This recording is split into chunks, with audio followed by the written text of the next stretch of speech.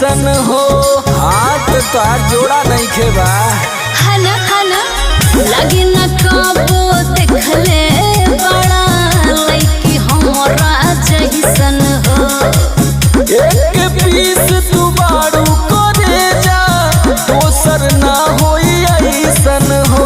बुझाई कि बनी जा सोमर के दुल्हनिया का विचार बा? कि बनी जा सोमर के दुल्हनिया कहे अजित काश रनिया जान मारे झुलनिया ना। और जियो